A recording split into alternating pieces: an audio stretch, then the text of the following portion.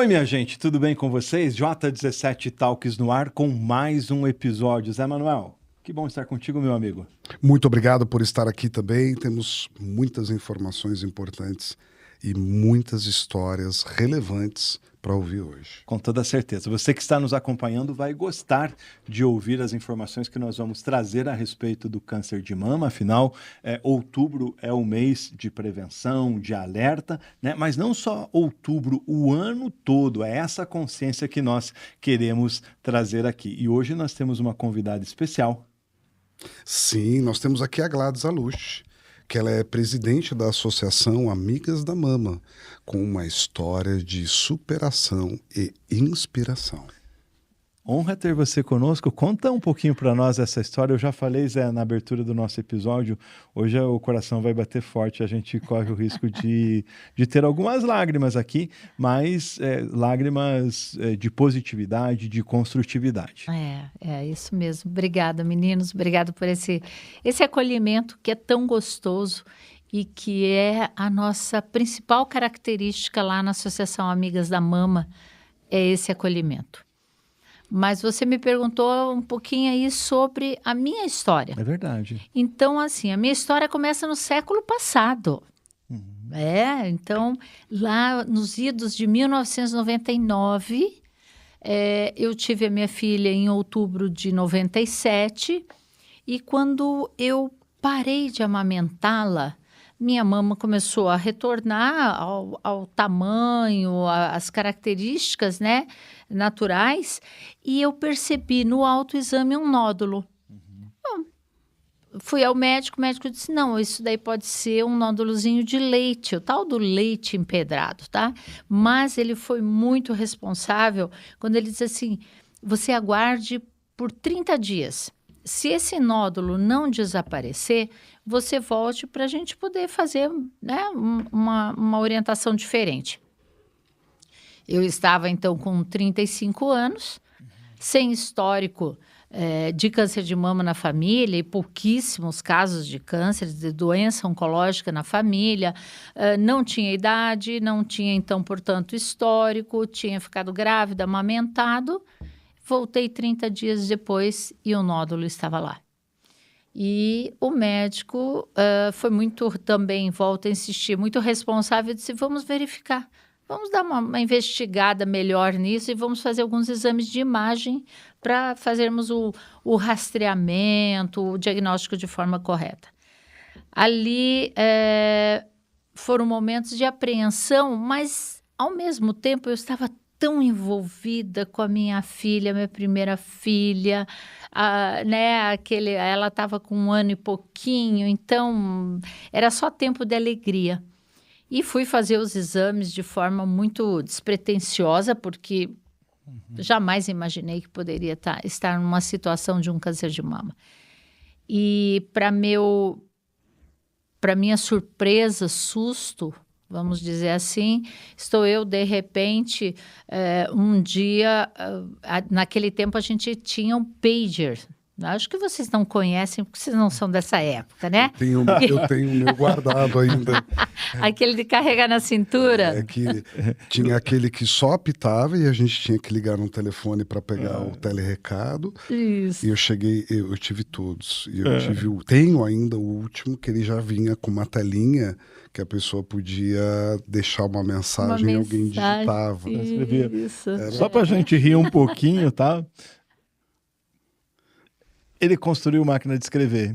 E eu fiz curso de datilografia. Mas essa é uma história para um outro podcast. Olha, então a gente está na mesma página geracional. Então eu fiz curso de datilografia, tá? Para passar, e tinha prova para entrar no banco. Tá? Eu sou da área de banco, fui sempre bancária. E justamente nessa loucura, eu já tinha voltado a trabalhar, veio uma mensagem escrita, então, nesse pager, do médico pedindo para que eu fosse ao consultório, né? Eu disse, tudo bem, né? Cheguei lá, disse, oi, doutor Mário, tudo bem? Como é que tá chegando? Né? O que eu recebi sua mensagem, que era para dar um pulinho aqui, e do que se trata? né? Totalmente com a cabeça voltada novamente para a alegria de estar com uma filha pequena no colo. Ele disse, Gladys, o resultado não foi legal e você está com um câncer de mama. Aquilo, gente, foi um momento assim que abriu um buraco. Eu lembro desse momento porque eu fui sozinha ao médico, né, achando que ia se tratar de uma conversa rápida, e eu saí de lá, assim, aos prantos e completamente desorientada. E então, liguei, enfim, contatei com minha irmã, que também trabalhava em banco, numa outra agência, e disse, mana, me socorre. E peguei ela e eu preciso de ajuda. Então, nesse momento, eu me vi totalmente caindo num vácuo, num buraco, e é como se tivesse lá embaixo uma mola propulsora, que daí é a família, os amigos, a fé, que nos trazem de volta. Então, elementos importantes. Você cai e daí você começa a subir novamente, né? E aí você inicia o seu processo de tratamento. Né? E dentro desse processo do descobrir a doença, do tratamento, é que você vira essa fênix que você é, né? Exato, é uma coisa que então a minha história de vida se mistura com a história da associação, porque daí eu fui fazer o meu tratamento num grande hospital aqui de Curitiba, o Hospital Erasto Gettner, que eu tenho assim o maior respeito por todos os profissionais que lá trabalham, por todas as pessoas que lá se voluntariam. E, de repente, eu vi que eu estava diante de um mar de pessoas, porque lá é assim, chega o ônibus do interior, né? Deixa aquelas pessoas para o tratamento, final da tarde, passa o ônibus lá para pegar, para levá-los de volta, seja para uma consulta e tudo isso, né? Eu falei que a gente fica muito emocionado, e só quem vai e precisa, eu já estive acompanhando o trabalho do Erasto Gettner. E eu era... É uma coisa mais linda, são pessoas que merecem a nossa homenagem, a gente precisa trazê-los aqui porque tem uma força deles, tem uma energia das pessoas que estão lá, né? Porque a grande fala em relação ao câncer hoje em dia é a seguinte, tem sim cura, tem sim saída. E se você está num momento de desafio, como você falou, lá no fundo desse poço, reúna a energia da fé, dos amigos, da medicina, de toda essa rede para que você consiga sair, porque dá certo. E o trabalho deles realmente é imprescindível. Excelente, é excepcional, né? Porque ali se reúne a medicina e justamente esse apoio, esse momento que eu precisava, porque eu não sabia nada disso. Então, voltando no tempo, em 1999, a gente não tinha, então, celular, não tínhamos essa abundância de computador em casa, né? De informação, redes sociais, isso não existia. Então, tem pessoas mais jovens que pensam que a gente se comunicava por tambor, sinal de fumaça, né? Porque eles não conseguem imaginar essa ausência desses meios. E, de repente, eu me vi com uma informação que era que eu poderia sacar o fundo de garantia por ser um paciente oncológico. Eu, da área do banco, minha irmã também, eu disse, não, peraí, vamos ver se isso daqui vai dar certo mesmo, né? Porque fundo de garantia, para nós, daquela época, era assim... Quando se ganhava a conta. E a reserva da vida, que era para você comprar um imóvel quando você se aposentasse, né? Ou quando você ganhava a conta. Então, você sabia que você tinha uma poupança. E eu já vinha de muitos anos, desde os 17 anos, com carteira assinada. Então, eu tinha uma poupança, digamos assim, bastante expressiva para aquela época. E eu fiz todo o procedimento de entrada de papelada e tal. Eu sei que em uma semana, 10 dias, eu estava com meu fundo de garantia liberado, recurso na minha conta, e eu disse, peraí, eu não posso reter uma informação dessas para mim, Não reter ou não compartilhar. Eu vendo aquele mar de pessoas no Erasto, com uma série de dificuldades, cada um com a sua característica, eu disse, eu preciso divulgar isso. E eu, como bancária, né, falante que só, quando eu me vi, eu já estava distribuindo o pequeno folheto que eu elaborei com os direitos básicos do paciente oncológico. E daí eu fui atrás sobre PIS, PASEP, auxílio-doença, requerer a aposentadoria, tudo isso. Então, começa aí. Aí foi a primeira rede de comunicação, foi esse papelzinho. Então, começa assim a Associação Amigas da Mama, convidando mais uma mulher, mais uma amiga, que a gente acaba fazendo naquelas horas e horas que você fica aguardando para o tratamento, seja da químio, seja da rádio, ou seja uma consulta. Então, começa aí a associação e a minha vida vai seguindo junto, porque teve um momento, quando eu recebi esse diagnóstico, que eu me vi ao lado do berço da minha filha, com 1 ano e pouquinho, e eu com um laudo. Ali, eu tive que fazer uma negociação com Deus, né? Com um ser supremo, que eu pedi para ele, me dê a chance de ver essa criança crescer. Não faz isso comigo. Não faz. Me leve adiante, me coloque nos teus braços e me leve adiante.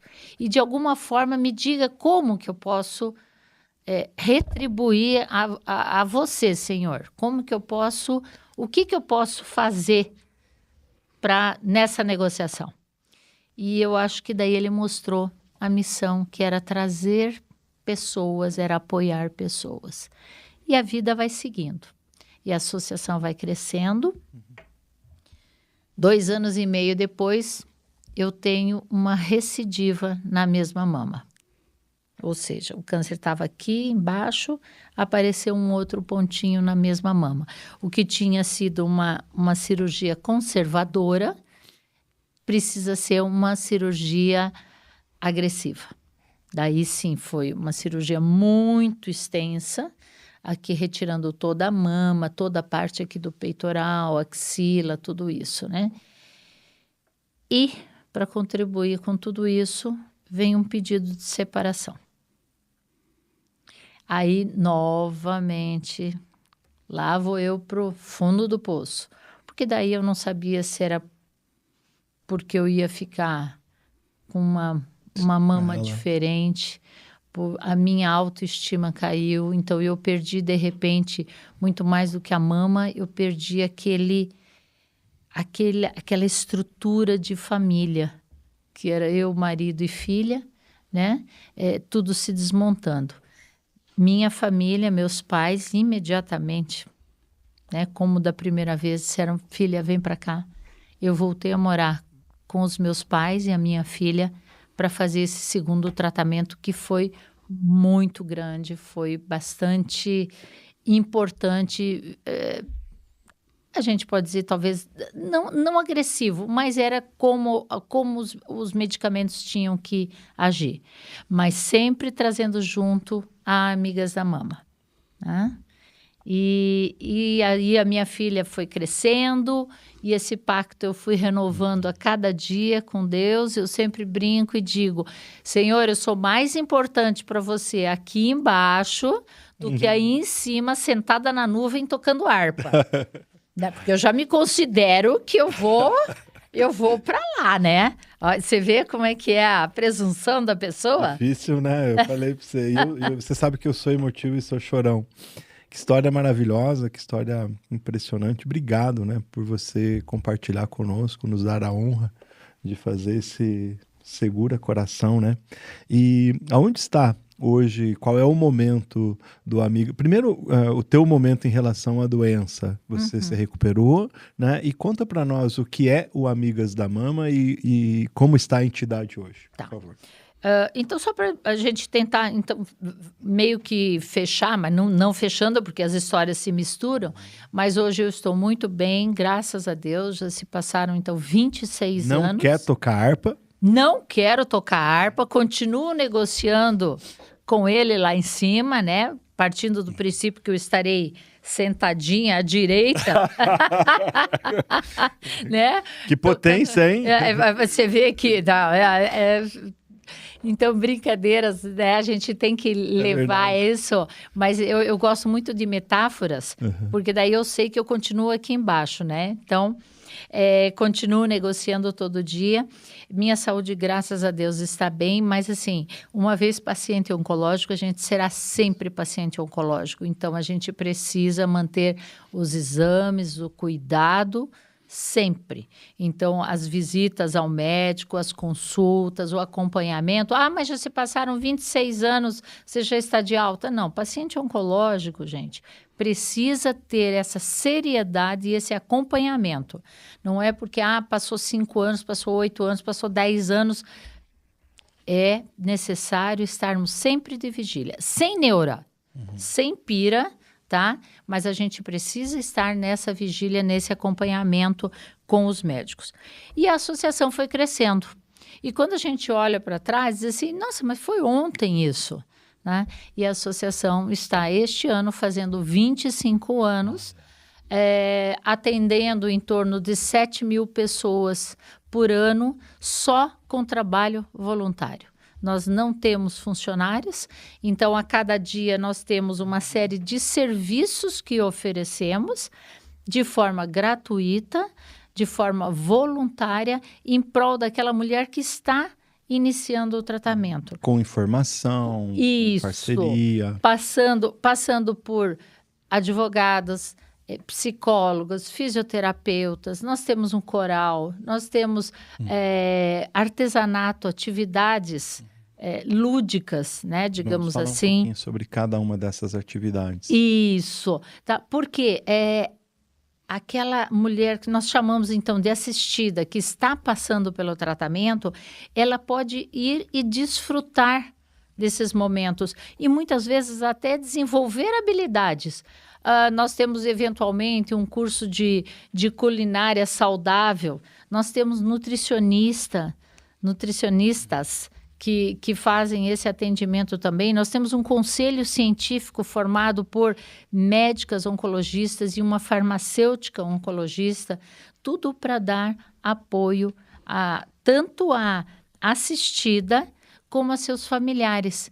Porque muitas vezes a gente tem que acolher a família também. Porque a gente não sabe o que falar, né? Porque você falou, eu caí no fundo do poço, mas tem todo um terremoto, né, na vida da família. Pensando com esse olhar, né, qual é a mensagem que vocês passam e qual é a orientação tanto para o paciente quanto para a família? No sentido da pessoa descobrir. como descobrir, como fazer preventivos, exames de acompanhamento. Não, do jeito que como lidar. Caiu a bomba e chegou como chegou para você a mensagem. Descobri que eu tenho um câncer. Eu, pessoa e minha família. Como a gente age? Então, você sabe que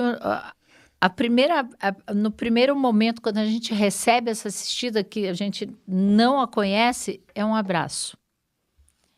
Você sabe que não foi uma nem duas, mas muitas, que daí elas desmontam naquele abraço.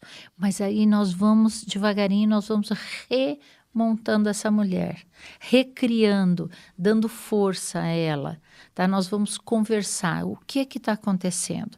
Vamos entender se ela precisa ela e os familiares, se a gente consegue resolver com aquele abraço, com aquele café, com a peruca, ou com as orientações jurídicas, ou ela precisa ir para uma psicóloga, ou ela precisa ir para uma fisioterapeuta, ou ouvir uma opinião das nossas médicas, do conselho científico. Então, nós vamos, depende de cada caso. Tá? Mas calma. Primeira coisa, calma. Nós estamos juntas. A partir de hoje, você está aqui dentro e você terá uma rede de apoio. Você e teus familiares. Então, nós vamos conversar com o teu filho, nós vamos conversar com a tua filha pequena de 5 anos que não consegue entender por que a mamãe está careca. Mas é só a minha mãe? E não foi uma nem duas vezes que nós já recebemos turminhas de escola, nessa faixa de 5 anos, 6 anos, que a mãe está em tratamento, para que eles entendam e para que as crianças não façam uma diferenciação para aquela coleguinha que tem a mãe careca. Tá? É cruel, gente, é cruel.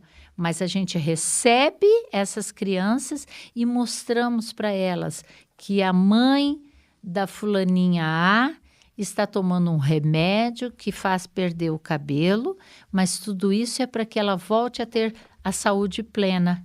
E essas crianças começam a entender, inclusive, o que é ser voluntário, o que é doar.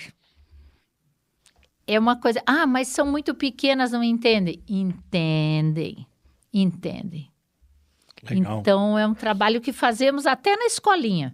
Vocês têm lá um pilar muito importante, né? Que é o abraçar, informar, doar e apoiar. Aonde está a sede da entidade? Quantas voluntárias vocês têm hoje? Quantas mulheres assistidas? E fale para nós de um projeto muito importante, que é o projeto das perucas. Tá. Nós estamos na Avenida Getúlio Vargas, 3653, Vila Isabel, aqui em Curitiba. Nosso telefone e o WhatsApp é 41, é o código, 3223-2208. Você perguntou sobre o projeto das perucas, né? Nós temos um ateliê de fabricação de perucas. Nós fabricamos essas perucas lá neste endereço, a partir de voluntárias, tá? Com a doação que a sociedade faz dos cabelos. Então, nós temos vários salões que nos encaminham, as pessoas fazem questão de levar e conhecer o projeto, porque elas sabem que aquele cabelo que ela cortou, que ela deixou crescer com esse objetivo, que ela cortou e doou, daqui a pouco estará passeando pela cidade. Tá? Hoje nós temos em torno de 420 perucas passeando pela cidade. E nós não doamos e nem vendemos a peruca. Nós emprestamos para que aquela pessoa saiba que ela vai usar. Você sabe que até esse movimento é importante, porque ela sabe que ela tem que devolver. Se ela tem que devolver, é porque ela não vai precisar mais. Se ela não vai precisar mais, é porque o cabelo vai voltar a crescer. Que bom. Então, tem tudo isso. Ela não fica com uma propriedade que é... Então, eu vou ter sempre essa peruca na minha gaveta, porque se um dia eu preciso... Não. Você vai usar hoje, você vai usar por 6 meses, 8 meses, 7 meses, o tempo que ela precisar. E vai nos devolver. Então, com isso, a gente gera também uma responsabilidade, isso, e uma esperança, porque ela sabe que é um ciclo. Quando ela estiver devolvendo a peruca, ela já terminou o tratamento. Legal. Gladys, antes da gente virar para os outros temas dos trabalhos que vocês fazem, o Zé tem uma questão muito importante para trazer aqui, uma provocação e uma inquietação relacionada à questão empresarial, né, Zé? Sim. Eu tenho algumas histórias para contar, como todo mundo sabe, né? Eu tenho um caminhão de histórias. Alguns anos atrás, mais ou menos uns 10 anos atrás, eu acabei desenvolvendo um projeto para uma grande empresa aqui de Curitiba. E eu lembro que depois que o projeto foi muito bem sucedido, nós pedimos autorização para publicar aquele projeto e inscrevê-lo num prêmio. E essa empresa pediu para não fazer isso, porque aquela ação é algo que não deveria ter qualquer cunho comercial ou de negócio. E não deveria servir para negócio. É aquela ação silenciosa que a empresa faz junto com os seus colaboradores e que a gente não precisa fazer propaganda. E naquela ocasião eu me lembrei muito de uma mensagem do Antônio Hermínio de Moraes, que ele dizia: meu avô me ensinou que caridade é entre eu e Deus, fora isso é comércio. E o projeto foi muito bacana, e eu posso citar o nome da entidade. uma organização muito grande, com várias fábricas, várias plantas espalhadas pelo Brasil, tem sede aqui na nossa região, e ela desenvolveu um projeto junto ao GRAC, que é o Grupo de Apoio à Criança com Câncer. Perfeito. E aquele projeto surgiu da inquietação do Conselho de Administração, que grande parte da família fazia parte, porque a empresa investia e colaborava com o GRAC, mas os funcionários não se envolviam, não havia nem conhecimento, e os funcionários nem sabiam daquela destinação. Então foi criada uma campanha de mobilização das lideranças e dos colaboradores para que eles pudessem colaborar e se envolver. E a campanha foi um verdadeiro sucesso, onde as pessoas, de fato, se mobilizavam. E uma das grandes mobilizações foram os personagens criados, que iam lá no Erastinho, que iam em vários locais ajudar as crianças. E você contou um caso das crianças que visitavam para poder adquirir aquela consciência da mãe da outra criança que era diferente. Nós fazíamos isso para que as crianças respeitassem a outra criança que não tinha cabelos.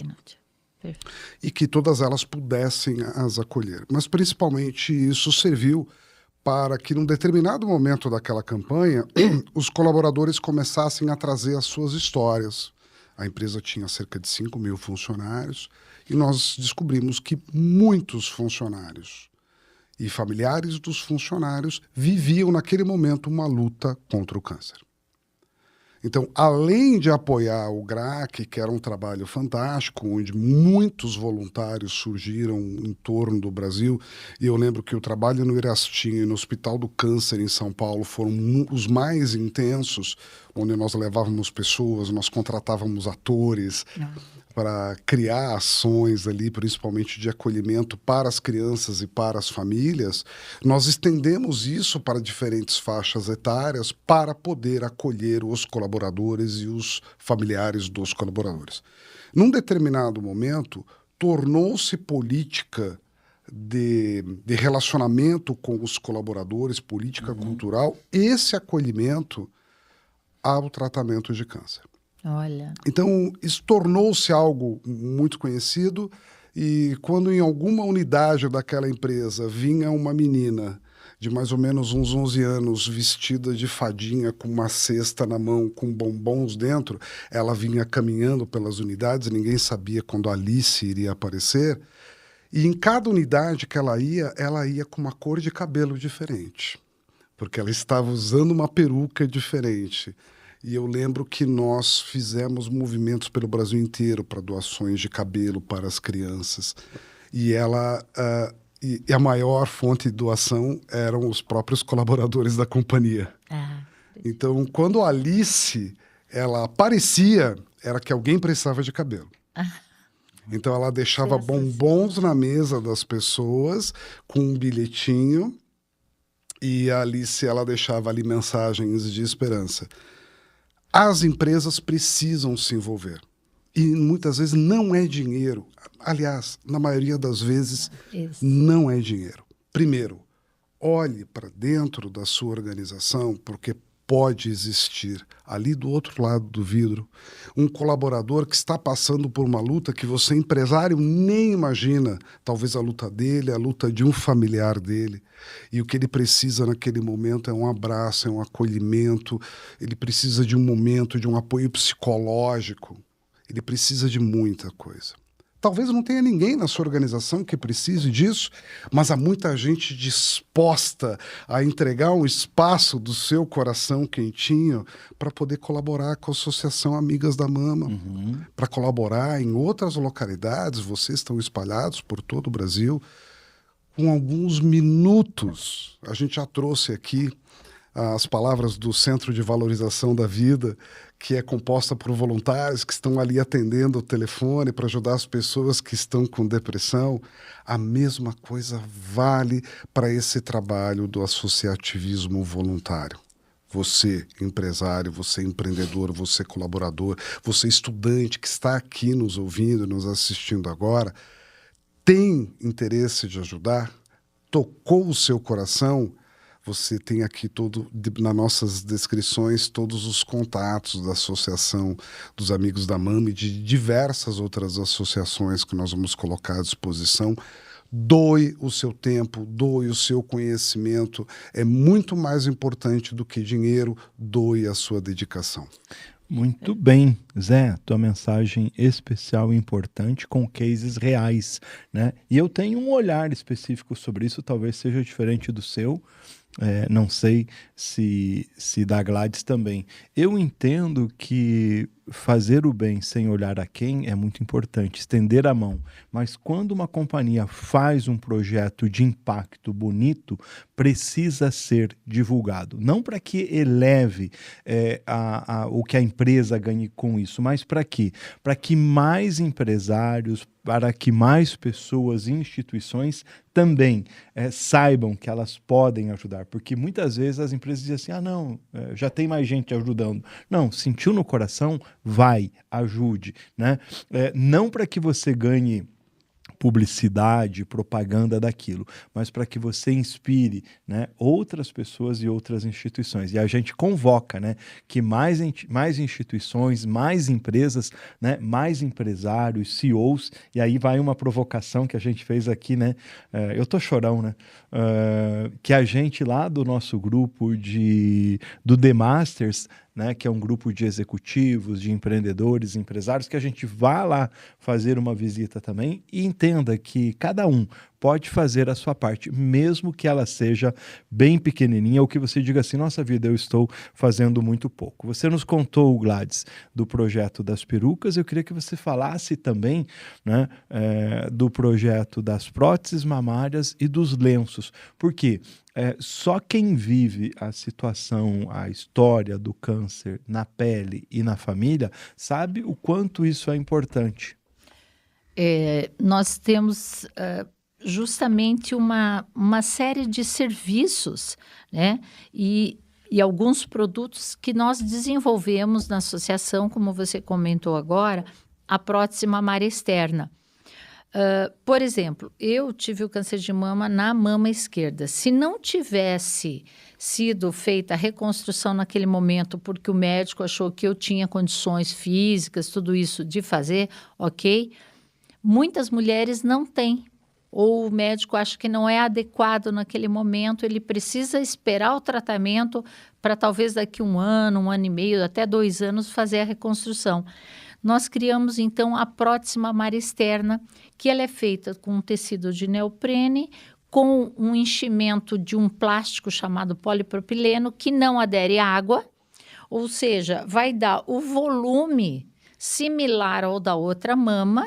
Ele é encaixado, essa prótese, ela é encaixada num sutiã que tem uma aba especial. Esse sutiã nós compramos da fábrica, porque não temos a expertise para montar, né, para confeccionar o sutiã. Então, aí nós dependemos de fornecedores. E essa prótese, inclusive, dará, primeiro, uma autoestima, porque ela terá um volume aqui na outra mama, e também uma postura, porque se a pessoa não tem a mama do outro lado, ela fica aqui 400 gramas, 500 gramas mais pesada desse lado. O que acontece? Começa a entortar, daqui a pouco está com dor nas costas, coluna, quadril, está doendo até o tornozelo, tá? Então, nós temos aí, dependendo do tamanho, nós temos vários tamanhos, então, dependendo do tamanho da outra mama, nós vamos localizar o tamanho da prótese ideal para essa mulher. Então, que também é fabricada lá na associação por costureiras, mulheres habilidosas, e aquela mulher que não tem, vamos dizer, uma habilidade, eu, por exemplo, né, habilidade na máquina de costura, estou na turma que enche a prótese, mas tem que ter um cuidado, porque cada prótese tem um tamanho, uma quantidade correta de bolinhas, como a gente chama, que vão preencher e depois vai para o fechamento, tudo isso. Então, você falou do voluntariado. Corrente do bem, né? Semeando com aquilo. Com aquilo que você entrega, o que você tem de melhor nas suas mãos. Se eu não sei fazer uma costura, Eu posso cortar a linha, eu posso encher, eu posso limpar os cabelos, como a gente diz, que é separar, fazer todo o processo para ir começar a fazer uma peruca. Então, assim, é entregar a sua melhor mão de obra. Ser voluntário é isso. Ah, mas eu só sei determinada habilidade, eu posso auxiliar na parte administrativa, está ótimo. No marketing, está ótimo. Na costura, excelente. Num bordado, excelente. Eu só sei fazer café. Perfeito, porque todo dia nós temos um café à mesa e a gente precisa de alguém que faça o café.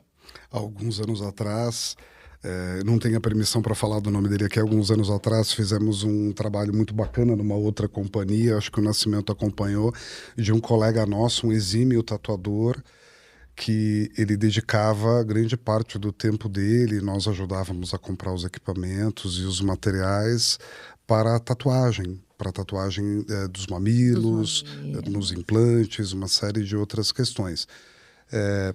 Isso é um trabalho absolutamente gratificante. As empresas podem ajudar, as empresas podem apoiar. Se as empresas não puderem, não quiserem, por qualquer razão, as pessoas podem fazer. É o café. Às vezes é só estar ali recebendo alguém.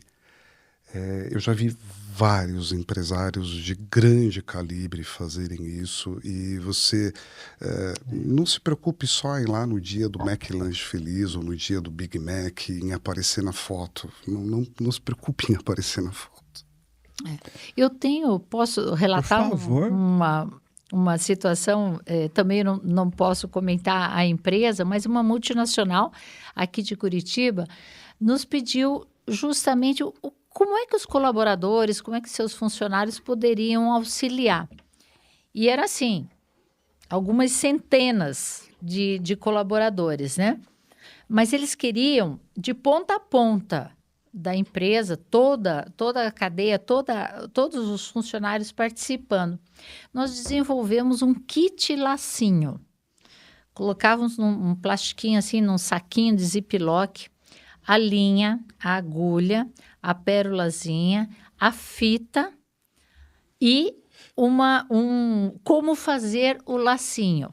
Então, assim, vou chutar aqui, corte 12 centímetros, dobre da direita para a esquerda, coloque a linha na agulha. Tutorial. Um tutorial. Foi um sucesso e nós tivemos registros de diretores sentados na classe executiva de um avião, viajando de um lado para o outro nesse mundo e fazendo lacinho, gente. Espetacular ação. Me lembro de algo muito parecido que a rede de hotéis Blue Tree fez. Na época do terremoto, exato, na época do terremoto e do tsunami lá em Fukushima, onde todos os hotéis da rede, nas recepções, tinham papéis e uma plaquinha ensinando você a fazer um tsuru. O tsuru é aquele origami que representa a esperança, a vida. E em todos os hotéis, eles fizeram milhões e milhões de tsurus e enviaram para o Japão. Mas é só um origami.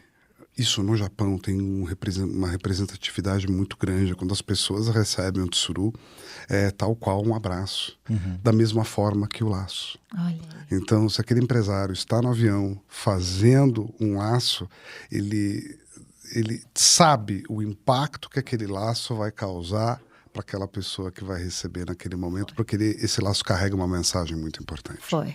Então, são casos assim reais que a gente gosta de trazer, né, Zé?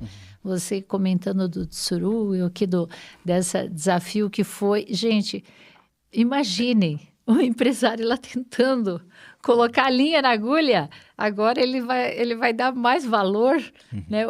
A dificuldade até que é colocar aquela linha na agulha e costurar o lacinho. Legal. Olha, você está conhecendo hoje aqui a história da Associação Amigas da Mama de Curitiba, que faz um trabalho muito especial e muito importante, né? A nossa entrevistada de hoje é a Gladys Halushi. Gladys, você falava sobre a importância do trabalho voluntário de pessoas e de empresas. 2 outros assuntos que eu queria trazer para você, para a gente ir para o nosso encerramento. Agora mesmo você tem um caso de uma empresa que está lá com os colaboradores fazendo a limpeza, a pintura. Eu vi sim nas redes sociais. Dá para contar um pouquinho desse caso para a gente? Esse foi muito interessante e está em tempo real acontecendo nesse momento, inclusive, né? Então, esse empresário nos procurou e disse assim, o que é que eu posso ajudar? No que eu posso ajudar?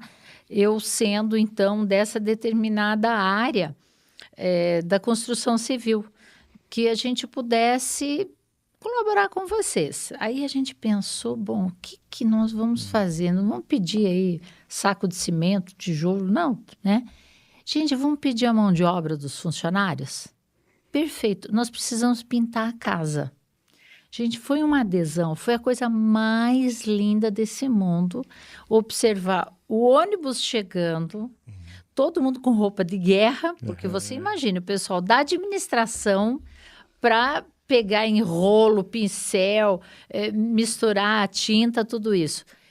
E aquela equipe toda pintando os muros, as paredes e fazendo. E aí os pintores, né, profissionais, naturalmente, na realidade, ficavam atrás correndo para dar as orientações, para quê? Gente, não pisa, pelo amor de Deus, não pisa aqui, porque daí saía um tal do carimbo. Pisavam numa gota de tinta, porque o pintor profissional sabe que não deve cair, ou ele sabe que se cair uma gota, mas o pessoal pisava naquilo, ia carimbando. Então, foi assim, foi um momento... Está sendo um momento muito bacana. Sabe uma coisa que eu vi, né, que é importante, o Zé sabe da nossa paixão pela área de recursos humanos, endomarketing, gestão de pessoas, esse olhar que a gente tem, né, é que esse tipo de ação, ele traz um benefício muito especial para a companhia, mesmo que ela não tenha esse objetivo, porque mostra solidariedade, cidadania, responsabilidade social e une. Não sei se você está autorizado e pode falar o nome da empresa, e para nós aqui não teria problema, seria uma honra. Eu vi que a alta direção da empresa, os proprietários, os executivos, até os filhos acabaram se envolvendo no projeto. Exato. É da construtora Bajo. Justamente a pessoa responsável pela essa área das atividades sociais, sustentáveis e de RH nos procurou e o envolvimento está tão grande, gente, está tão grande que eu vou ser sincera, acho que está faltando serviço já para eles. Eu vou começar a achar mais... Já dá para ampliar, achar mais coisas para eles fazerem. Achar mais coisas para eles fazerem. E agora o próximo desafio é o jardim. Ah, que bom. Para a gente encerrar, eu queria que você deixasse mais uma vez os contatos de vocês, como que as pessoas podem fazer para ajudar com doações ou ações voluntárias, né? E que você encerrasse também falando de um ponto muito importante. Aliás, eu gostaria de agradecer a Vanusa, né, que nos facilitou o contato de você vir para cá. E eu ouvi a Vanusa falando aí no canal de televisão a respeito da questão da lei que vocês conseguiram aprovar em Curitiba e que vai ser modelo para o Brasil. Perfeito. Então, reforçando os nossos dados, nós estamos na Avenida Getúlio Vargas, 3653, na Vila Isabel, Curitiba, Paraná. Nosso telefone e WhatsApp é 41, o código 3223-2208. Também temos no Instagram, @Amigas da Mama, o site amigasdamama.org.br. Tá? Esses são os canais mais fáceis de comunicação. E é muito importante esse registro deste documento que nós conseguimos para Curitiba, que é a carteira de identificação do paciente oncológico. Hoje, ela não existe.